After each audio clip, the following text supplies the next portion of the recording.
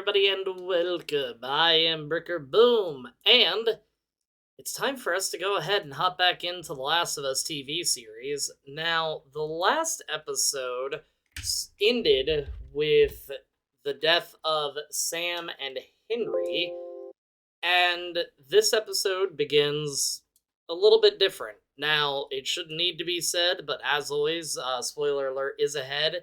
And this time I can 100% confirm for both the first and the second game. Before we hop into it, just as a reminder, go ahead, take a quick look, and make sure you've hit that subscribe button.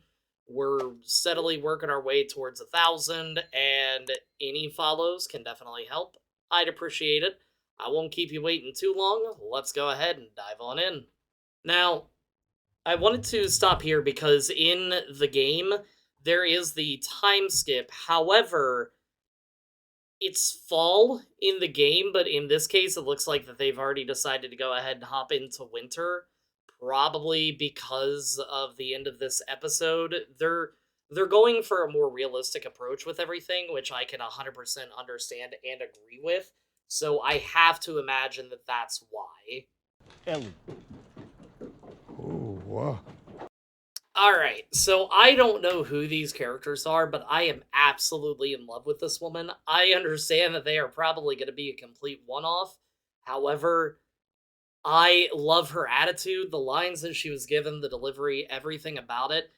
We get to see a little bit different version of this from the TV show than what we did in the video game, because in the video game, Joel has two guys that he's essentially torturing to find out where Ellie is, and he pulls the whole, you need to mark the same place on the map that your friend did, and their exchange of, did you tell him the truth, all that was really well done.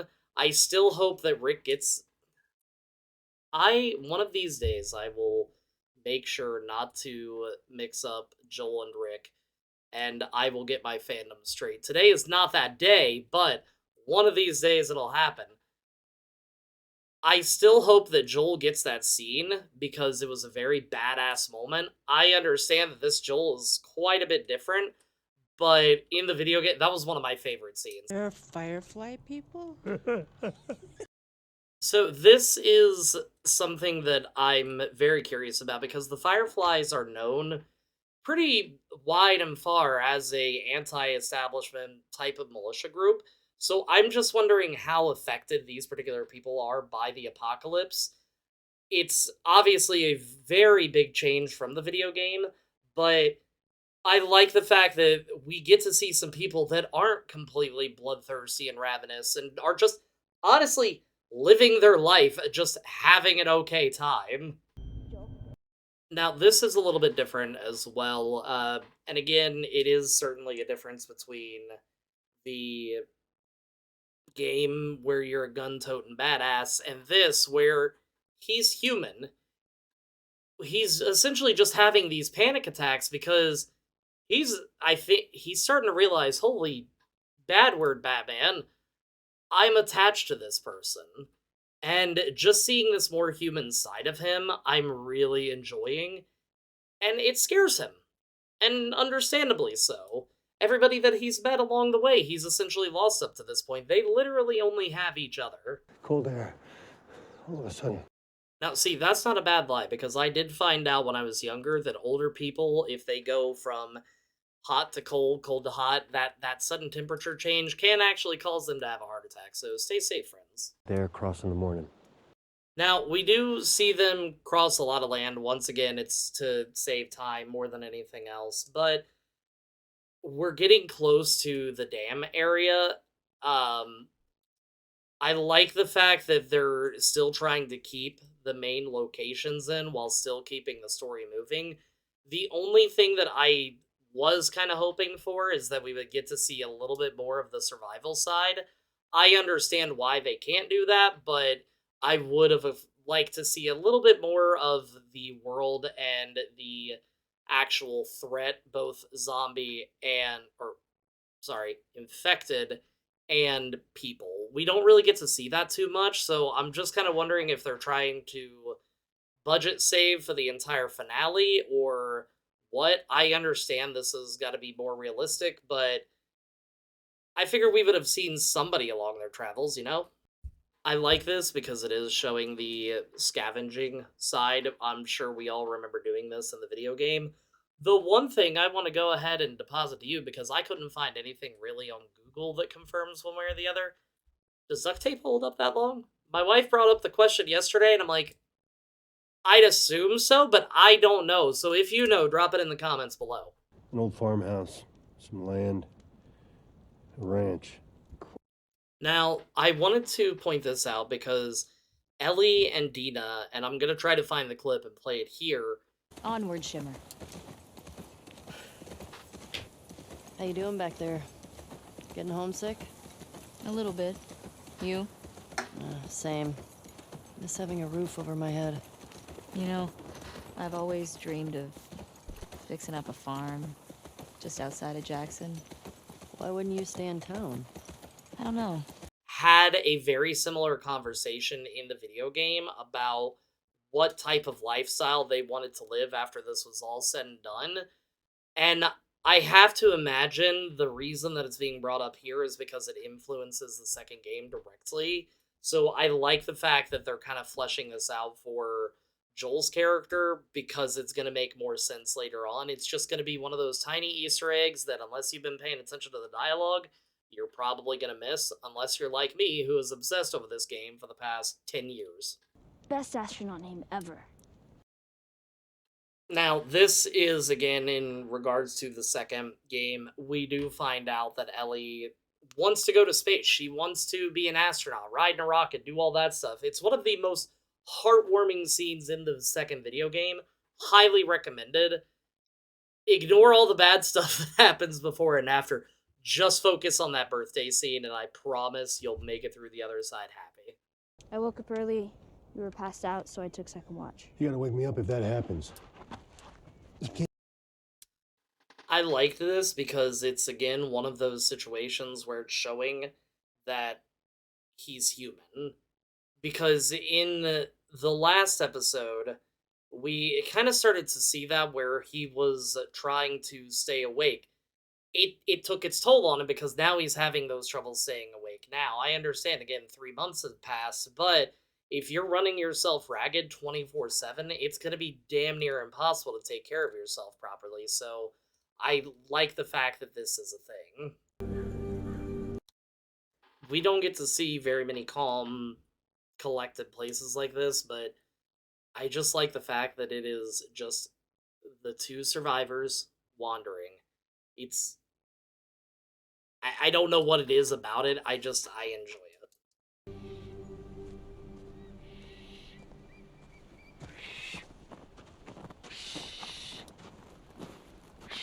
I'm learning how to whistle. This is another thing that is pulled directly from the video game. While the location is different, I do like the fact that they just kept these little side things in for the different characters.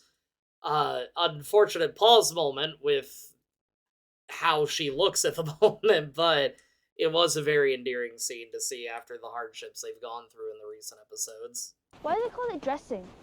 It's like, you should call it undressing. Because it is, it's like undressing from the inside. Good point.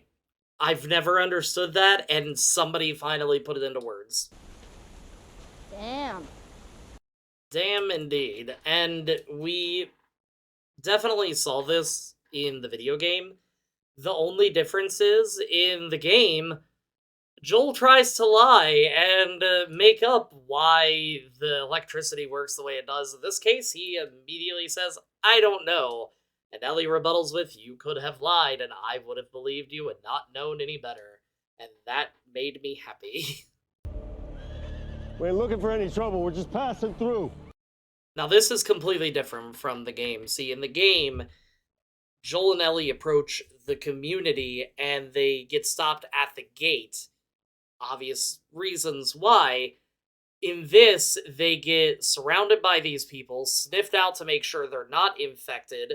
Joel is nearly having a panic attack, thinking that Ellie's about to get torn apart, when in fact she's just playing Disney princess and having the time of her life with the puppy, and then actually get taken back to the camp.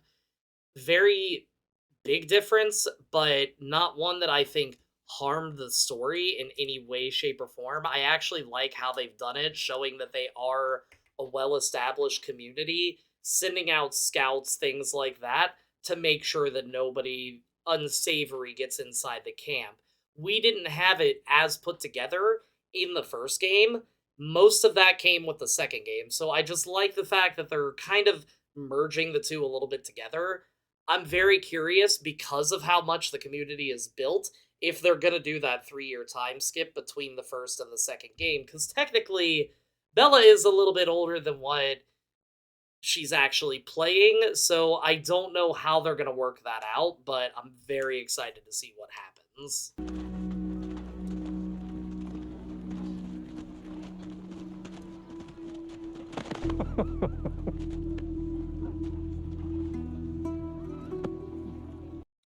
I like this because 2 reasons. One, it's not often that you get to see emotion with Joel. He very much tries to be as stoic as possible.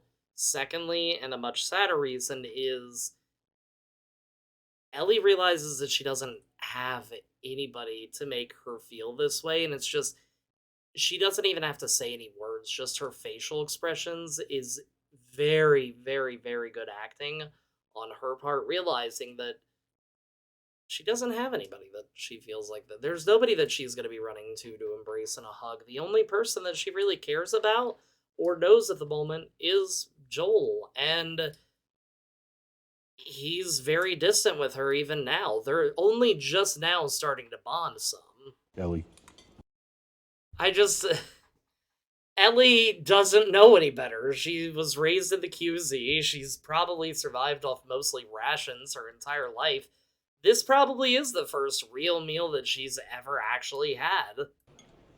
What's wrong with you? What about Now, the reason that I stopped here, I want to say that it was confirmed in a podcast. I'm not 100% certain, but I believe that's Dina. And it does make sense because in the second game, Dina said that she remembers seeing Ellie.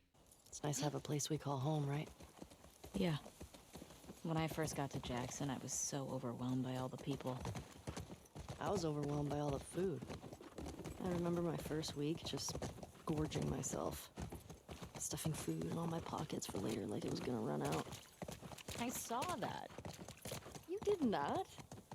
I did. I remember thinking, who is this string bean girl stealing all the jerky? I didn't steal that much jerky. They're doing a very good job paving the way for the second game and the second season. We're communists. no way? Very, very brother-like, told you so energy that I just, it makes me giggle. Name? Shimmer. Shimmer. Now, if you remember the second game, Shimmer is the horse that Ellie and Dina took into the city, and I'm sure absolutely nothing bad happened to that horse, and that they are all living very happily ever after. I guess we'll find out.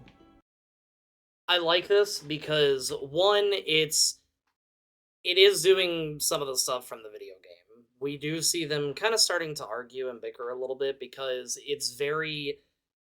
They butt heads quite often in the first game. I don't know how well they patch things up after Joel kind of realizes that he's been an ass. But Maria wasn't pregnant when we met her in the game. I don't think they ever had any type of family to begin with. So this slight change, I'm wondering how it's going to end up coming into play. I don't know if maybe the actress is pregnant in real life and that's why they did it because of the filming. I'm not 100% sure, but I am very curious to see if this is going to end up changing the storyline of the second at all, because technically before, Tommy went into the city and all hell broke loose. I don't know what that's going to look like with him having a child. Go grab some supplies and be out of your hair in the morning. The only thing that I wish that would have been different about this scene is that in the game, Tommy hands Joel a picture of him and Sarah. I would have loved to have seen that because it was an emotional gut punch. It was really well done. We don't get to see this particular scene in the game, But I did want to point out the fact that there's a small memorial for Sarah, a character that we did technically know. And on top of that, a 3-year-old boy who died 2 days after the outbreak. The fact that even after all this time, 20 some odd years later, and they still have this memorial is very sweet. It's a complete misdirection, or not misdirection. It's a complete difference from the video game, but once again, I love the fact that the world building here. We do have a conversation between Ellie and Maria that is never technically covered, but it does show that Ellie knows some stuff about Joel that Maria didn't think that Ellie would know. So again, I like the fact that they've done their homework with this and are trying to fill in the world as best as possible. Feels like it stopped.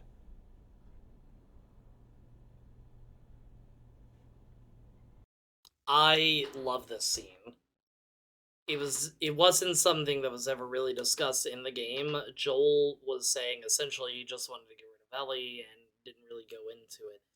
Once again, we're humanizing him a lot, and I think that it's to the advantage. The acting here is incredible.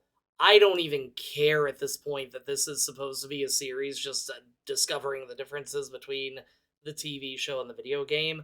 I love this scene. It is one of the few scenes in TV shows that it had me just in absolute awe at the acting. I loved it. I thought that it was incredibly well done. I'm failing in my sleep. Point proven. Everybody fucking except for you. So don't tell me that I'd be safe with somebody else, because the truth is, I would just be more scared. Directly taken out of the video game. They did a really good job setting this up. It's a little bit different how they approached each other because Ellie did initially run away, but in this case, that didn't happen. You're right. You're not my daughter. And I sure as hell ain't your dad. I am so happy that they kept this scene in. Throughout the entire series, this and the scene where Joel's being a badass torturing a little bit, those are the two things that I wanted to see the most because these were defining moments for the characters, and I adore it. You deserve a choice. I still think you'd be better off with Tommy. Let's go. She didn't get a choice in the video game. I like the fact that she made a very clear choice, very abrupt, and I'm sure Tommy doesn't mind either. I gotta wonder if they're leaving why he had to take Tommy's gun. Why didn't he get his own back? Which is, again, a big difference from the game, is that they didn't get their weapons taken, but in this, they're essentially leaving less armed than they had been before. You squeeze the trigger like you love it. Gentle, steady, nice and slow. You gonna shoot this thing or get it pregnant? I love the fact that they're once again showing the bonding. And just the dialogue between these two is amazing. It's something that, again, I understand why we can't. I can't stress that enough because a lot of people are very upset that there is additional dialogue that wasn't in the game or parts that are left out or swapped around. But honestly, you gotta fill the time slot, first of all. Second of all, it's good dialogue that they've brought in. It doesn't break the character. It actually just adds more personality to something that's already been established. It isn't gonna work. It doesn't aim right. You dick. Don't see any fireflies, though. Now, I like this because, again, we're keeping true to the video game locations. A lot of the stuff from here is a bit rushed because, again, they are going for that more realistic feel. I would have been happy if Joel would have got a flamethrower here and got to play around with that a little bit, but that clearly does not happen.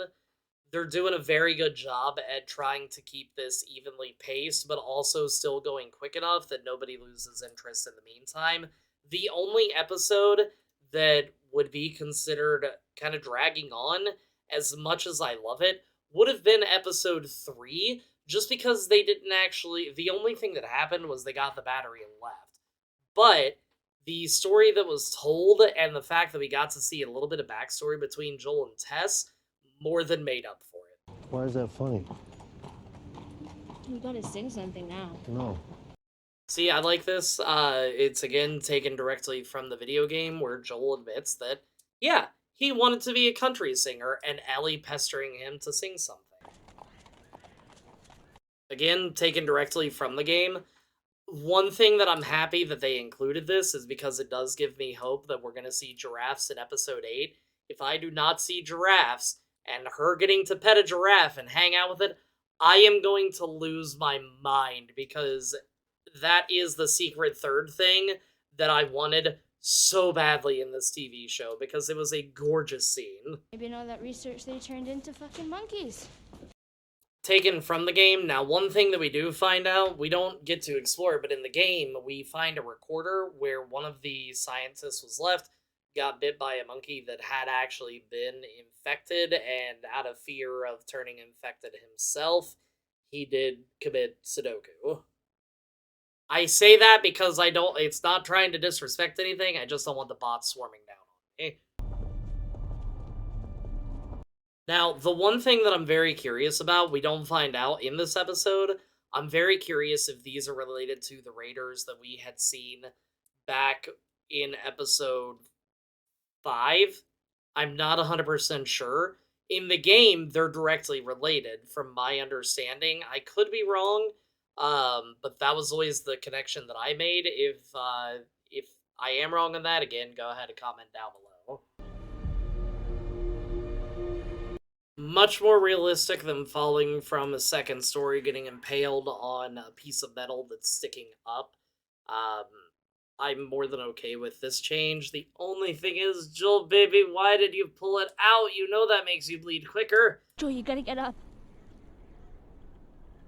Now, I'm very curious with this because in the game, we do get to see, at least through the DLC, how she saved him and everything else, but I'm wondering, since this is going to be a more realistic version, if that's still going to happen. I'm very, very curious what the next episode is going to hold. But with that, that is the end of this particular episode. Again, this has become less of a comparison between the two because of how much they've changed, and more of a reaction series with me pointing out little differences here and there. But I'm having a blast creating it. I hope you're enjoying it as well. A lot of stuff is going to be coming to the channel here. We started a new video series called Pokemon by Daylight that will be dropping probably every other Wednesday for a little while because, unfortunately, real life does tend to get in the way. Daily uploads are still going to be continuing, hopefully for the foreseeable future. We've also still got our Pokemon challenges and everything else that we're working on. So, as always, if you liked the video, even if you didn't like the video, hit the like and subscribe button because it helps me out. Join the Twitch community, join the Discord if you want to chat more offline. And until next time, everybody, peace out.